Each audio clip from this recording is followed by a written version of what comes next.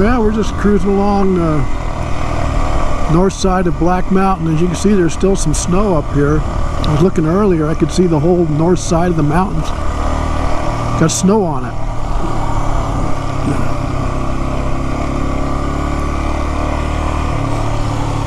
South Fork of Slater Creek, that's what that is back there. Okay. I wasn't sure, but it's also the Slater Creek Drainage.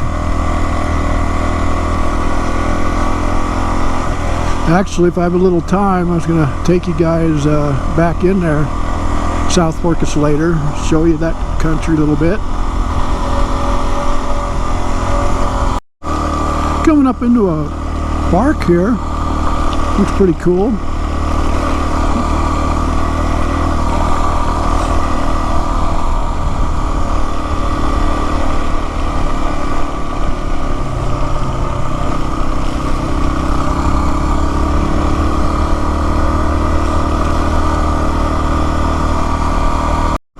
Okay, well, instead of going to the South Fork of Slater Creek, I decided maybe a better trail would be heading over toward the Bears Ears up by Black Mountain. If we can get in there, not snowbanked in. Well, this is Forest Road 116. If you ever come up here, Moffat County.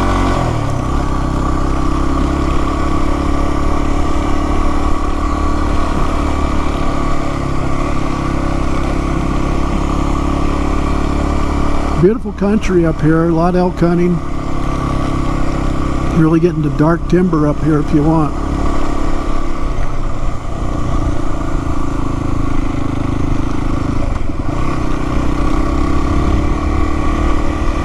Ah, runoff. There's the runoff, guys.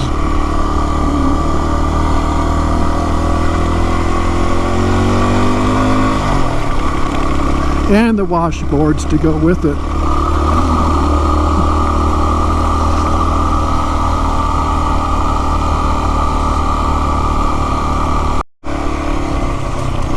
Yeah, getting kind of high. Maybe I can guys give you an overlook here where I'm at. By the time I got the GoPro on, I was past the overlook. Sorry. Maybe I'll try it again here.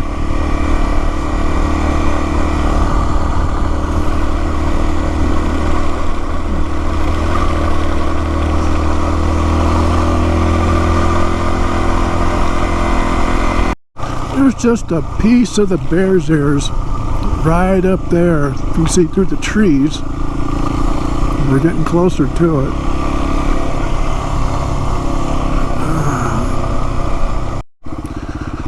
Okay, I guess we're at the end of the road for now. I'm not going to screw around with this tree. Had a lot of high winds up here. I noticed a lot of the trails have got down timber. Oh well. Let's head on down the hill and see what we can find down there. Oh, I wanted to show you the overlook too. Shucks. Another video for Bears Ears, I guess.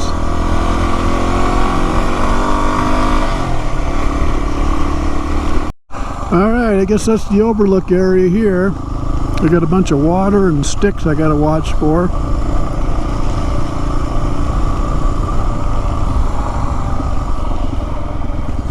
Just kind of show you here for just a bit. That's it. It's off to our north there that we're going down.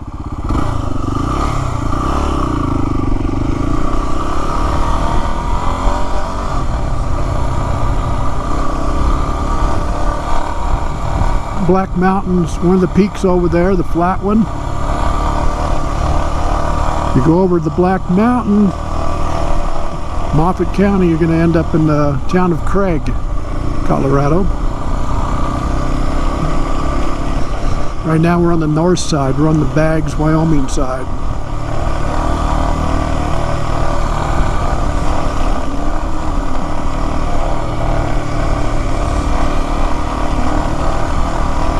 Well, I'm back out down here in the sagebrush, oak brush country. Country I've never been before. never traveled this road, never. So we're headed for just out toward the Three Forks Ranch, where I can get my bearings and head back to Columbine and Clark, those towns. So I got an idea that's been in the back of my mind most of the day on this ride. The main goal is to hit the ice cream cone stand in Clark. Hopefully I'm not going to be too late for that, because the only way to complete a good motorcycle ride is to include the ice cream cone with the ride. So I don't know, we'll see. It's Sunday. We'll see if they close early or not, or if they catch tourists like me coming down the hill. Wants a nice, maybe raspberry, chocolate, huckleberry ice cream cone. Doesn't that sound good? Waffle cone for a long hot ride like this. I might have to set up my own stand sometime if they close. These motorcycle riders get ice cream cones, that's for sure. Anybody's doing the Continental Divide ride anyways, because it goes right by there.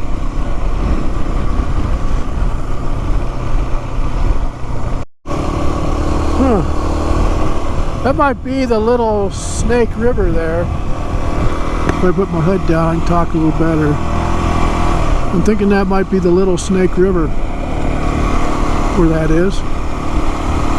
So we're just riding the Wyoming border here.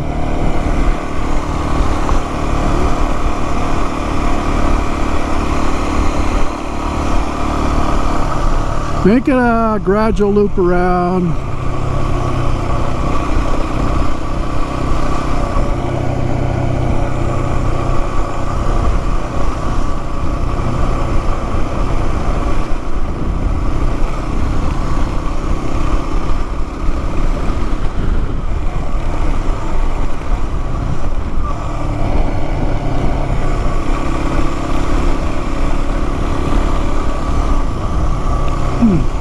Take a look at this.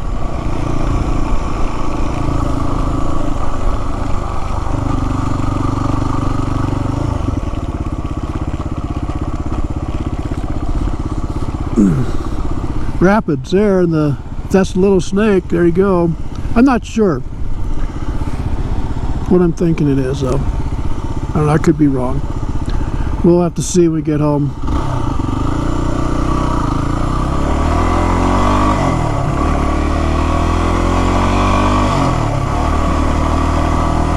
Still got high water. There'd be some good tubing again. Watch out for the logs.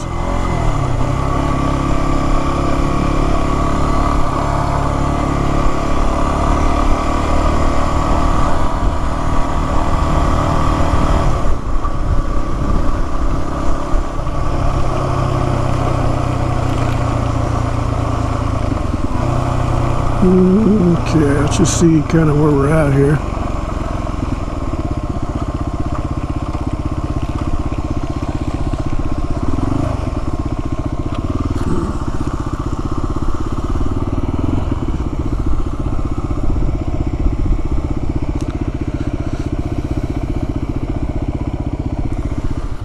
Yeah, wow, little break.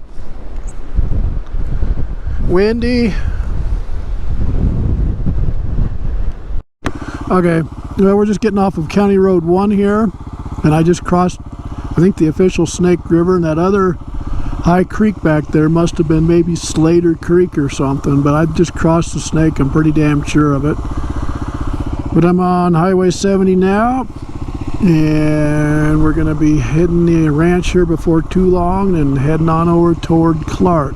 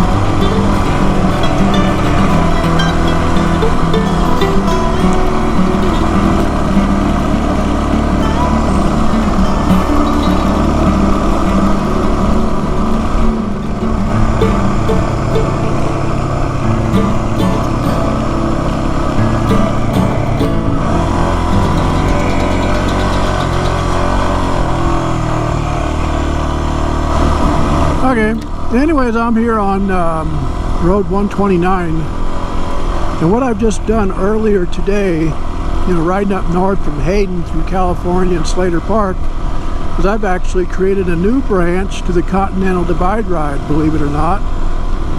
So basically what I've done, coming up from Hayden, I eventually ended up on Moffat County Road 1, which will take you out to Wyoming Road 70, or I think they call it Highway 70 in Wyoming, which I think heads on out to encampment and then to Rawlins, Wyoming, I believe. But I just saw some CDT riders go by me going the other way, so obviously I'm on 129. So I think that's kind of a big deal for the little town of Hayden if they could get some accommodations there for Continental Divide riders. That'd be pretty cool. Right now I don't think we have a Hotel 1 in that frickin' town, or anywhere even to put a tent. Nevertheless, anybody wants to camp, I think it'd be an ideal place, because we've got our Yampa Valley Brewing Company down there, which is a nice quiet place to drink some beer and also have some food there. And it's just a lot quieter route. You don't got to deal with all those tourists on 129 up around Steamboat Lake and I don't know, some of the other roads up above. Everybody's going camping, and you got trailers and trucks going back and forth down the road. The county road, I think I took 80, county road 80 out of Hayden. Much quieter and slower, and I've got in a really beautiful country. You wrap up around some of the peaks up there, get on the north end of Black Mountain, and have a good old time riding. There's a lot to see, and you don't have the traffic to deal with. So I don't know, it's too bad we don't have more accommodations, but it's just an idea, I guess, for a little entrepreneurship there. But there is officially, you don't have to go up 129 through Steamboat Springs. If you want to cut over to Hayden, taking the old 20-mile road from Oak Creek, you could do that. And then come on down into Hayden, and from there just cut on across north and head on over to the Continental Divide ride from there. So it's just an idea.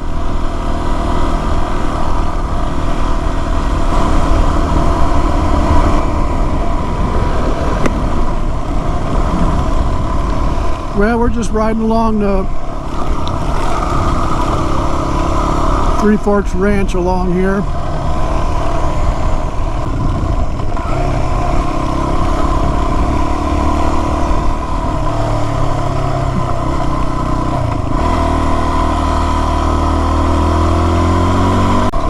Yeah, we're just working road 129 going south. We're north of Hans Peak, directly ahead of us.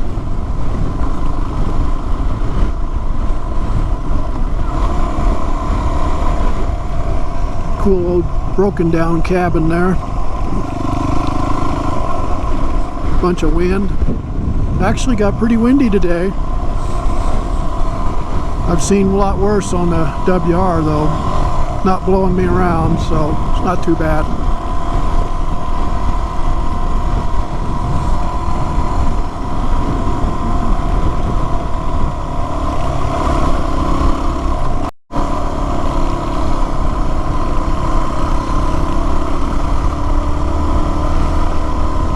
Just keep in mind, I am on the Continental Divide Ride Road right now, which is County Road 129.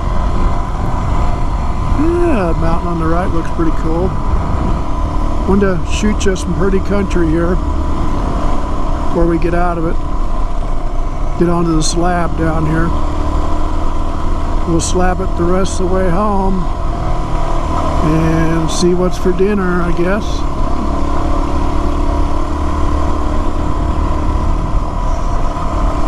We're coming along about, what are we doing, about 4:30 right now, mountain time. Getting the long shadows on the road. Makes it a little bit tough to see the rocks sometimes. There's a big rock sticking up, could be in trouble. Just run over it. Hold on to the bike.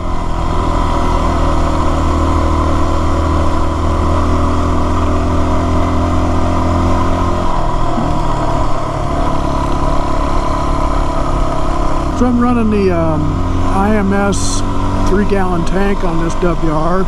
It's pretty quick. I'd be on the reserve. I'm getting up to 100 miles pretty quick here. We've ridden today, actually. Probably a few more than that. I think my odometer's a little slow on this guy. And the GPS would be telling me what the actual mileage is. But it's been a good ride today. I got these stock tires on this bike, which I don't like. They're extra work in the gravel. I think I'm going to swap them out. I get ready for the longer rides coming up. This is just a play ride today. Something I had to do just to get out from the house and get the bike out. I haven't had it out all summer. Well, beginning of summer here. I just haven't had it out.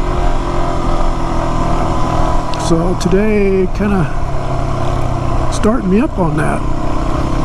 See how I can do the ride here.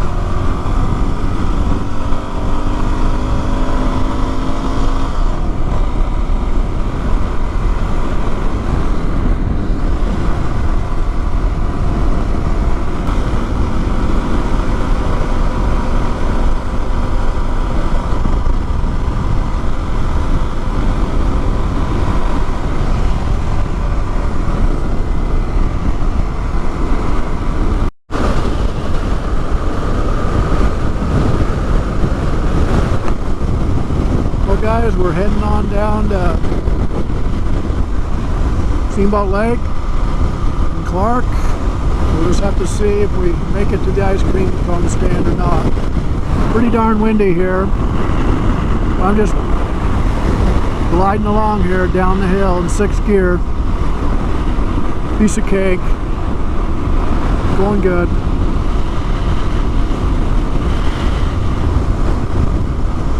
Well, I want to let all you guys know I've got my ice cream fix from the Clark store here. The Clark store, and they've got an ice cream bar just on the left hand side of the store. A few flavors today. I had a scoop of strawberry and a scoop of chocolate. $3.50. Not bad. That's a pretty good deal. So I'm set, and I had myself a nice cold drink of water as well. If you guys are riding, be sure to carry one of these insulated bottles. I filled this up this morning with ice and still really cold water. I mean, without one of these, can you imagine you're on your bike, you got that warm frickin' water to drink? But these just kind of give you a treat. I mean, you'll probably get a quart, if that, of just ice cold water. And I've been out all day with this guy, and the water is still cold. And last thing I wanted to do, I wanted to give a shout out. I met a fellow the other day, and I was coming back on the road trip. I have trouble with these names with purple in them, but I met Kevin. He was on a Himalayan 400, riding from Cincinnati, Ohio, up to Alaska. And he's on a, I think, Himalayan 400, something like that. The Indian bike, but Himalayan 400. Packed down to the max, just going cross country. He's not retired yet, but he's heading up to Alaska, which I thought's really cool. Can you imagine riding from Cincinnati, Ohio? And he's hitting all the Southwest. He's been, I think, to Texas. I know he's been to Utah because he told me that. I saw some of his short videos on YouTube where he's been. But anyway, shout out to Kevin out there with Purple Pilgrim Adventures on YouTube. Subscribe and check him out. I think you'll enjoy his rides across the country. He's got quite a documentary. So anyways, we're going to let you guys go. We're going to head on back to Hayden. and hope you enjoyed the ride today. I'll give you a little bit of mileage when I get home, what we rode on the WR today. So anyways, take care. Hello there. I just wanted to let you guys know before we conclude the video of our WR250 ride, riding out north of Hayden on out to the Wyoming border and checking out the Black Mountain area. I wanted to give you some specs on my motorcycle. I really never got a chance to do that because it's just so darn windy out and I couldn't record any videos outside of my helmet. It's just blowing wind the other day. So let me show you what the bike's all about. Get started here. Anyways, with the WR I have here, this bike runs on a 48 tooth rear sprocket as well as the 13 stock on the front. And you know, if you're going up around 55 or 60, that's just about top cruising speed for the bike. But just to let you know, I rode on an average about probably 30 to 40 miles an hour. Excuse me. And I got about 73 miles to the gallon on this ride. And the entire WR ride that we took this last weekend was 165 miles. So that's kind of how it went there. But just to show you some of the components that I have, I've got the Garmin Zumo GPS. I really love it. It works very well. The only thing I don't like about it is the wiring to the battery, where it's got its own voltage circuit. I just assumed to have a GPS so I could just plug into a USB and go. So other than that, it's been a very good GPS. You can do about anything you want with it, such as loading tracks and things like that, and it's very reliable. I've got the 3-gallon IMS tank on the front here. And on the back, well, this camera bag here, which is a 35-liter bag, I believe. I normally carry a 60. And I've also got the 1-gallon Rotopax extra gallon of gas here. So I had 4 gallons. I only burnt like 2.5 gallons of gas on the whole ride. Now I've also got the 2-gallon Rotopax, which I'll probably use on the Trans-America Trail later this summer. And I've also got a cutting board plate that supports my back here. This is just a 1/2-inch cutting board that I ordered from Amazon, and below that I've got a little tusk plate below that. So this is what supports all the gear. Similar to the KLR 650, it's kind of where I came up with this idea. I just had to have a backboard to pack my gear. I got the little Wolfman's Enduro saddlebags for the day, which I will have the giant loop coyote set up so when I take the longer rides. So that's pretty much it. And I've got the radiator guard as well as the heavy-duty skid plate down there, flatland, and tool tube box.